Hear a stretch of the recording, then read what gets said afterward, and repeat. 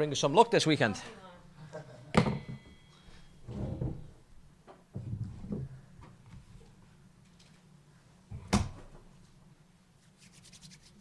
mics, no mics. There you go. Pass the mics around.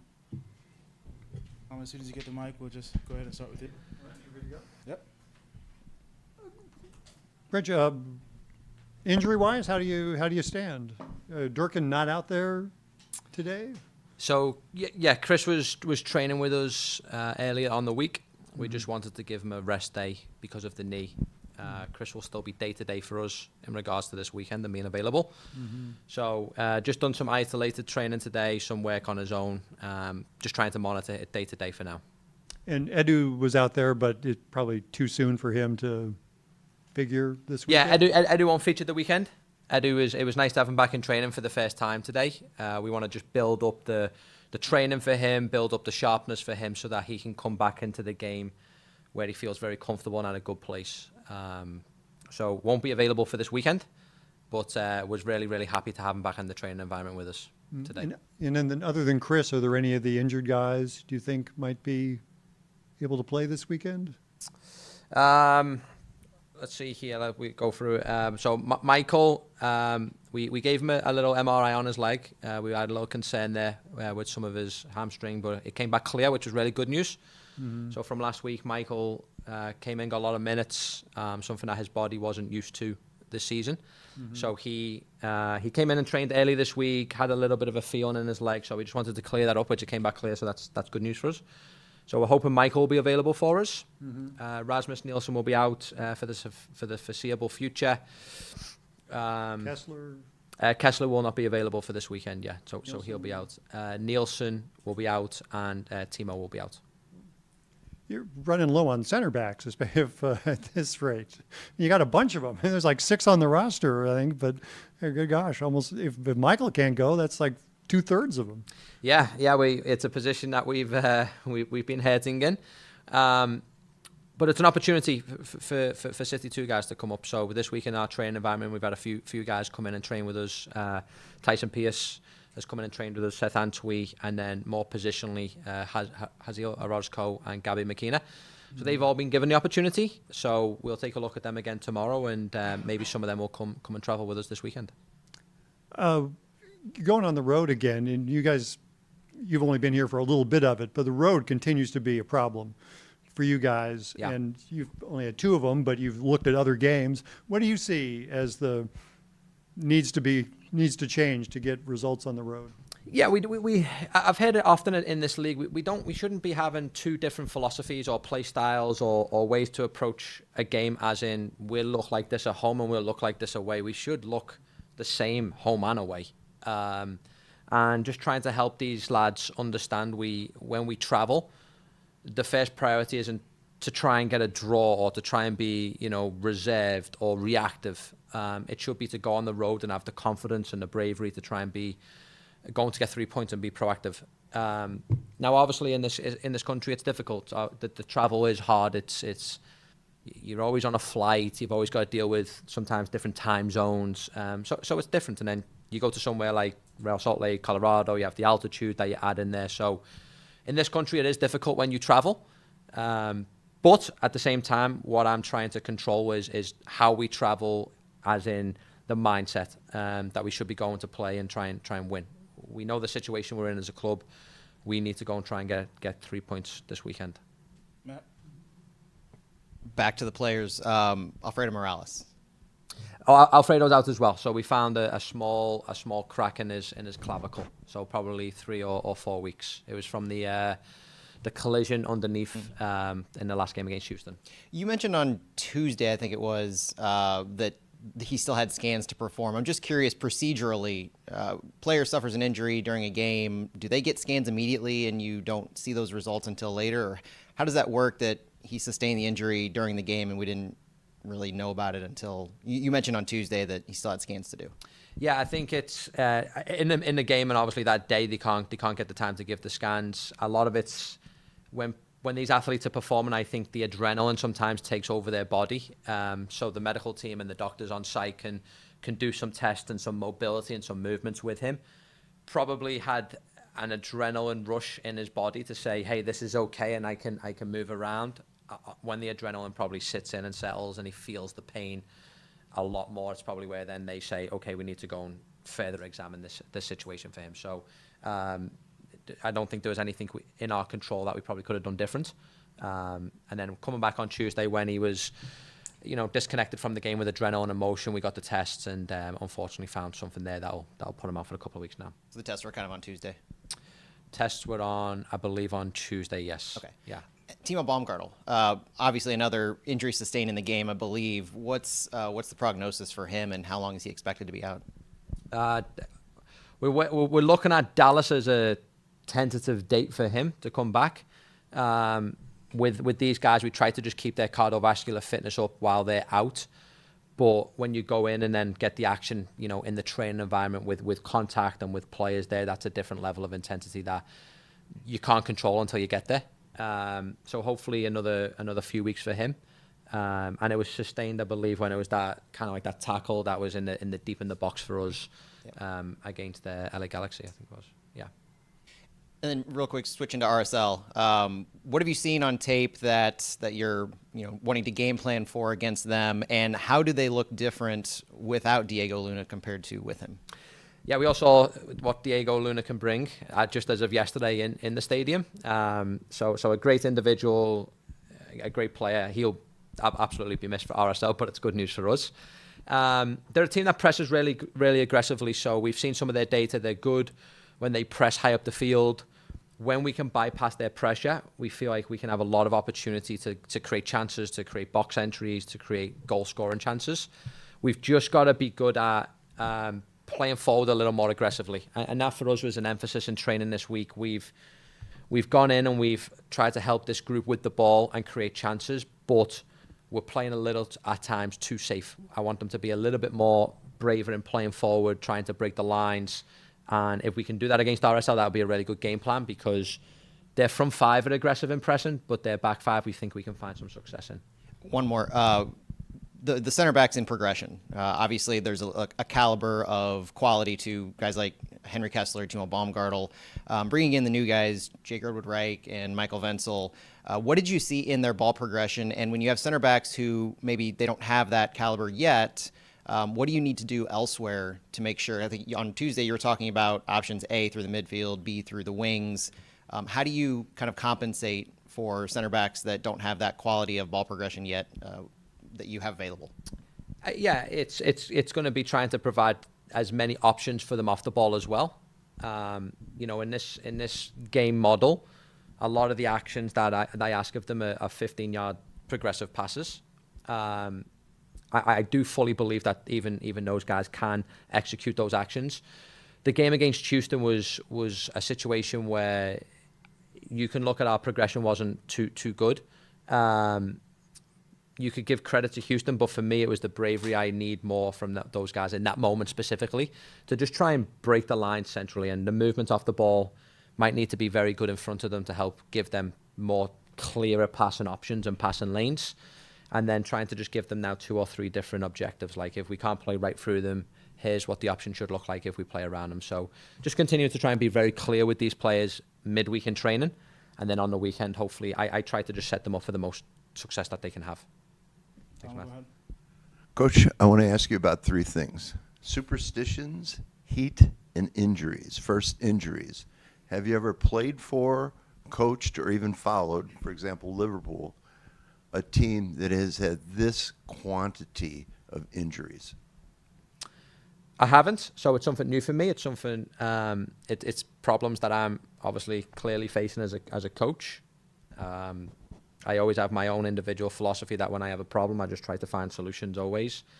I can assure everybody that every department in that organization is aware of it, and every department in the organization is being proactive to try and find results and try and find ways on how we can limit this. So we're not blind to that situation. We are in a club that I demand a very high level of intensity in training and in games. So that's going to be something that we always have to continue to monitor as well, is can these players train every day like that and play every day like that, and then go into a game on the weekend and perform at that level of intensity. So we're aware of it. Absolutely. Everyone is, I can give you my word, everyone's working as hard as they can on the situation. We just need to try and overcome this hump and get guys healthy again. Okay, Heat. Yeah. Can you compare the Heat in Houston and here? Similar? Same problems? Is it worse there, here? I guess what I'm thinking is that, do you think Heat has anything to do with these injuries? It dehydrates. I mean, I'm not going to act like I'm an expert in the medical field. I know it can dehydrate the players very easily, which can cause fatigue quickly. That's not an area that I know a ton of. The Houston game was actually okay for us. We went to Houston on a decent night, actually. Right. You used to blazing heat and really difficult conditions. We got out there, and as we walked out into the field, it had a sign of what the heat was, and it said 107. And I was like, it doesn't feel like 107 here. I think they were doing it to get in our minds a little bit. Right. But it was a beautiful night in Houston. I'm not playing these. Right. Simon can answer that. He's the one running around. Yeah. But the Orlando game, I felt like probably was even more difficult conditions to play in. Yeah.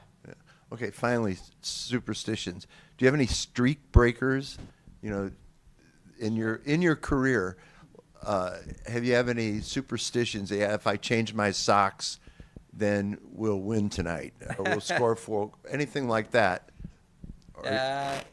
Not as a coach. I think as a player, I may have had something small. Like I think I had to put my right shoe on first, if I remember. As a player, as a coach, I don't.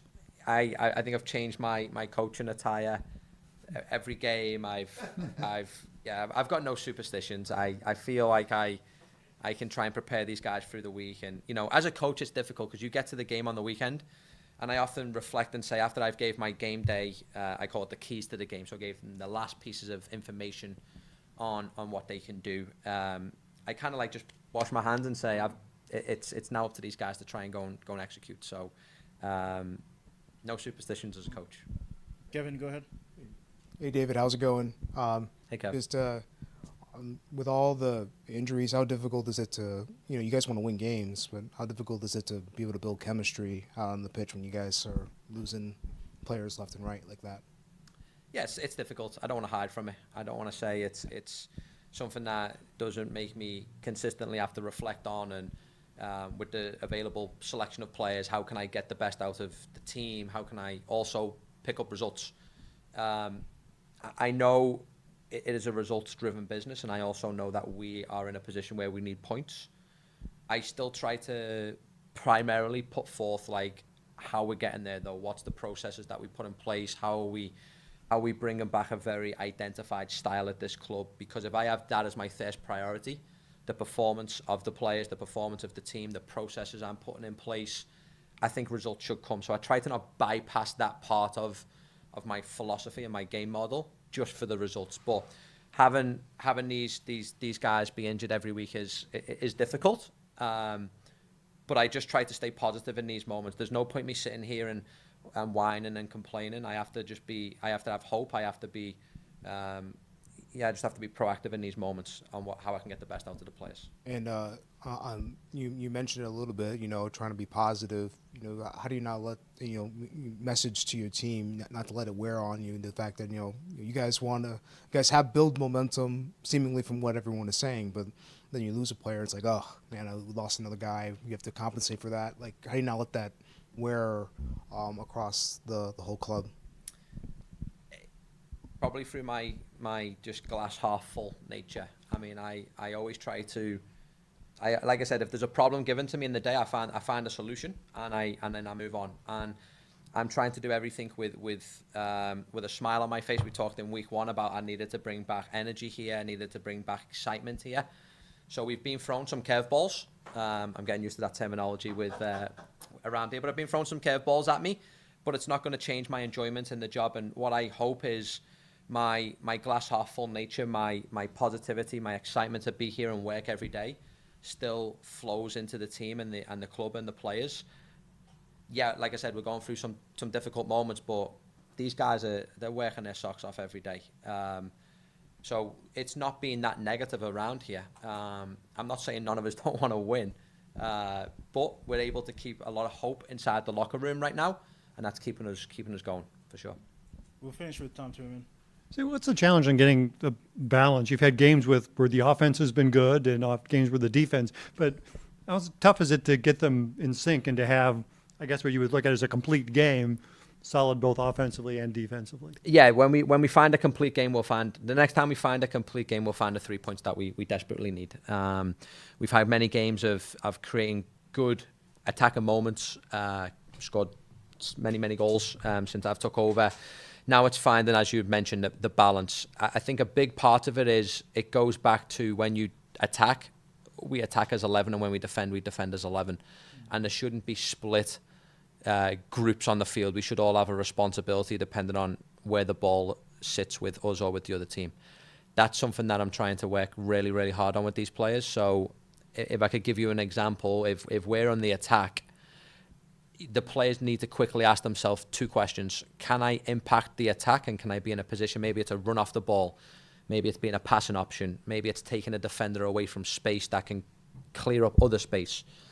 If I can do that responsibility, I do that responsibility. If not, I think about the moment we lose the ball right away and how I can stop the defensive transition moment on us. That is something that, as the game's played very fast for these guys, they should be constantly thinking all the time on. And that's a work in progress for us. We still need to improve on that because our defensive side of the game right now needs to dramatically be improved. I come here and tell you guys a lot how much we've improved with attacking. We need that. We need to improve on the defensive side for sure. You said Rasmus for the foreseeable future. You think at some point he will be back? One hopes, but Raz shows up at the facility every day and he tries to get some work in, but he's coming in some pain. I can't see in the next few games where Raz might feature in the team. So there's always hope, as always, but I don't know what the timeline is. Yeah. Did you go to the game last night? Yes. Good game. It was exciting. I didn't understand that we were going to see 80% of a stadium of Guatemala fans, which I thought was fantastic. And they brought great energy. I know the US killed that energy early in the game with Luna's goal, but to see them score at the end and see the roof kind of lift off almost was exciting. So great run for those guys, but wishing the US all the best as they move forward. Yep. Thanks, Critch. Thanks, guys.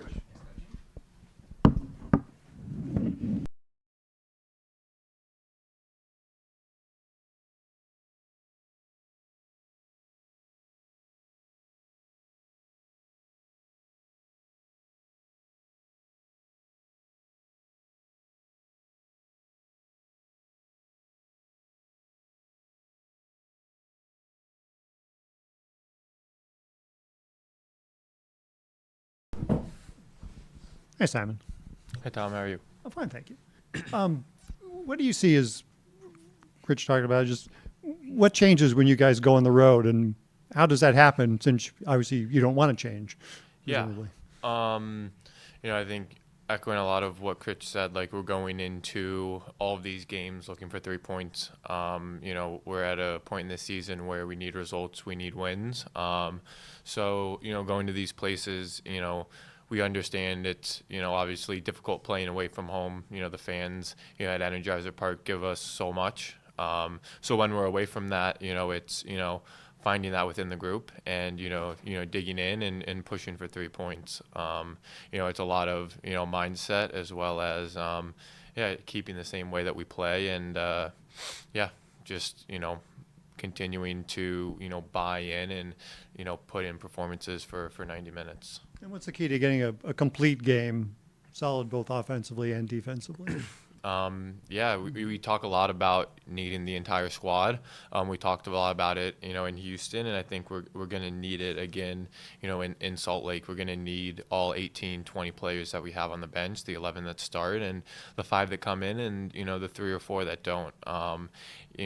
In MLS with how long the season is and, I don't need to remind you guys the injuries, the travel, all of these things. Every club experiences those, and I think that.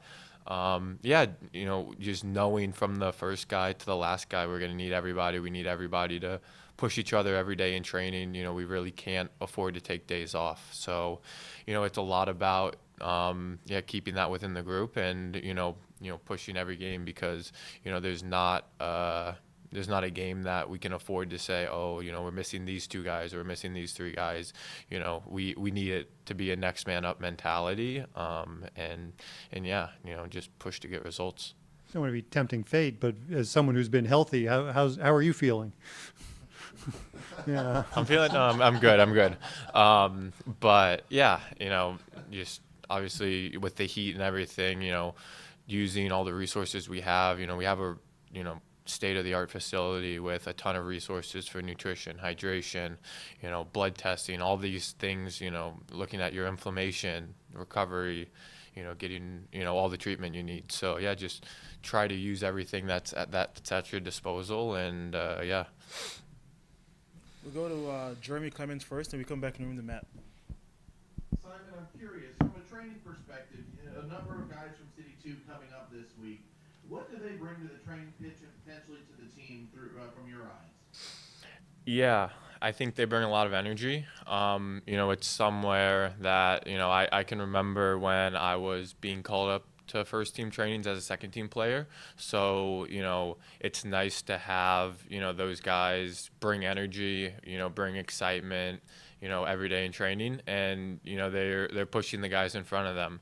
And, to reiterate what I just said, we need, everybody on the first team, but, the guys who are performing well on the second team, we need those guys to come with, the mentality that they can actually help us. They can push us in training and they can, make impacts. You've seen, we've used a lot of our short-term loans and those guys have come in and continued to help us. So, it's been good. And, hopefully we see more of them feature as we need them.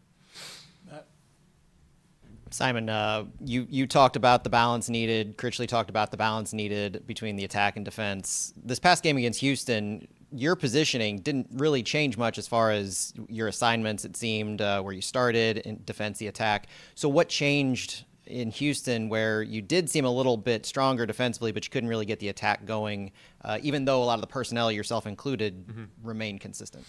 Yeah, obviously we had a quick turnaround from Orlando. I think that Orlando game was very taxing. We obviously did our best to turn around to Houston, and I think we were prepared for the game, and we had a really good feeling going into it.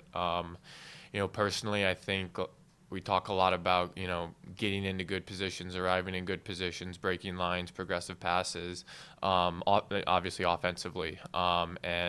We struggled in Houston. I think, at least personally, wasn't able to find a lot of spaces where, I felt I could, affect their defense and put them in difficult situations.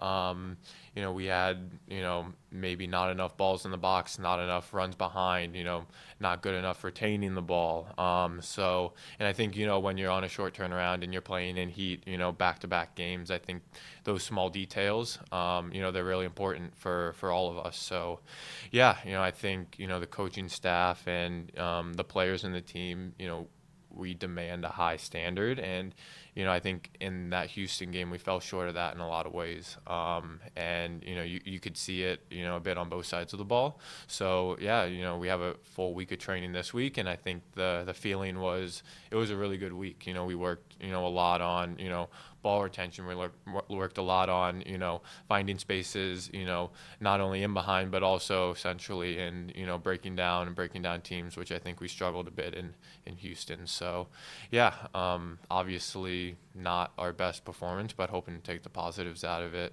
into Salt Lake. Can you talk about your role defensively as one of the first lines of attack or defense, however you want to put it? What goes through your mind and how to initiate some of those push points, the press points, and what do you feel like has been successful and that you need to work on in choosing those battles alongside Klaus? Yeah, we talk a lot about relationism and, working, in partnerships and with the guys next to you. I think for me, it's, having a good jump on triggers and, being able to close down space, as the ball travels. And, if you're late on that or, we, tactically get pinned back a little bit, I find myself a bit deeper. And I think, in Houston, I found myself pretty deep at times. And yeah, it's a lot about, being on the front foot and, yeah, if one guy is late, if I'm late, if another guy is late, if, all of us aren't on the same page on those triggers, I think, it can start to show defensively. So yeah, it's just a lot about, continuing to work in a group. And, yeah, I think, we see the steps and, we're working in training to, to try to continue to be on the same page on those things. Yeah. And last, going at altitude, as a player, do you do anything prior to the game? I know there's a protocol for when you travel and how long you're there.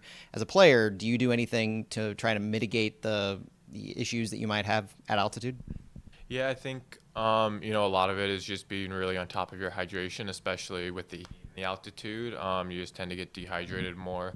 And yeah, just communicating with, our nutritionists and our training staff and, trying to get all of the nutrients in pre-game, but also during the game, during the hydration breaks and during halftime. So yeah, just trying to, stay on top of that and listen to them. And, I think part of it's also mental. All 22 players are playing in the altitude. So yeah, just trying to know you might have to dig deep in games like that and yeah, find a little bit extra to push through it. We go Tom, then Kevin. Simon, jump on triggers. Explain that a little bit.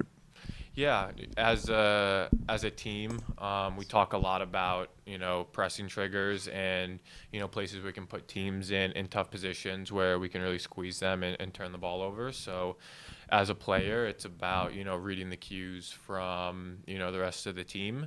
When the ball is traveled, it could be a bad touch, it could be a backward pass, it could be the ball going to a certain player. And, you have to be on the jump and you have to, be ready for those, reading those constantly.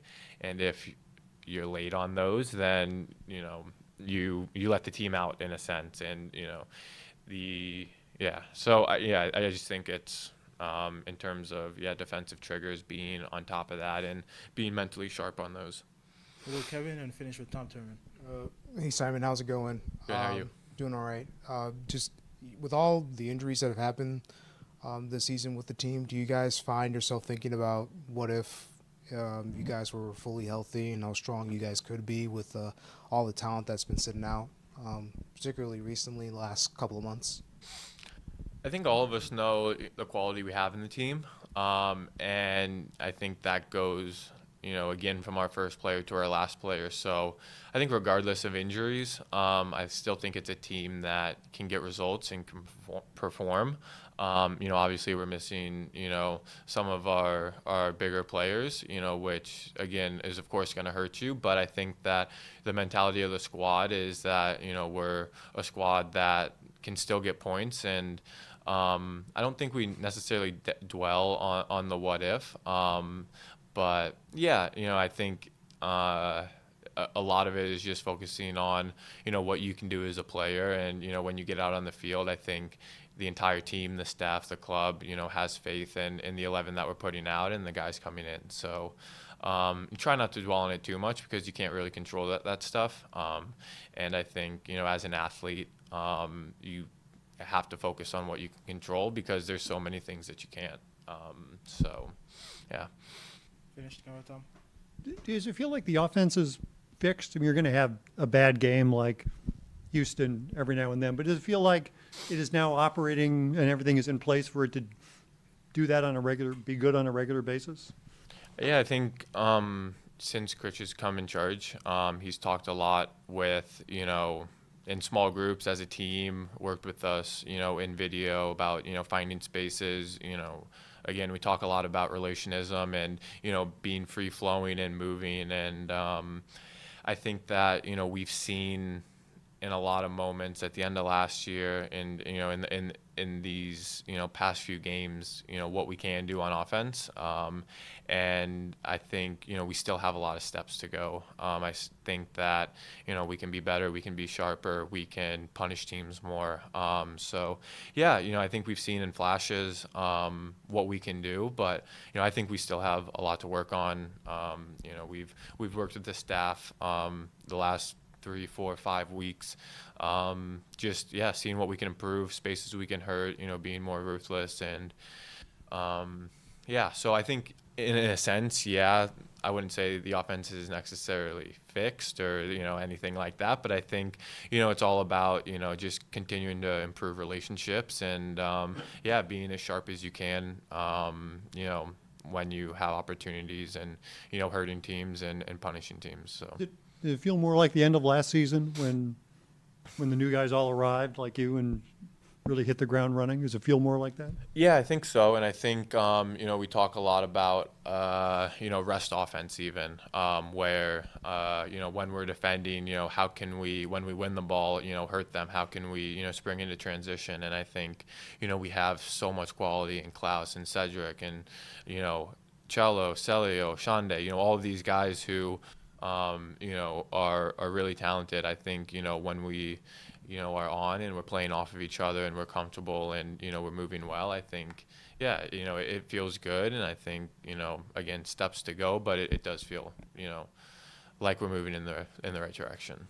Simon, thank you. Appreciate it. Thanks, guys. Thanks.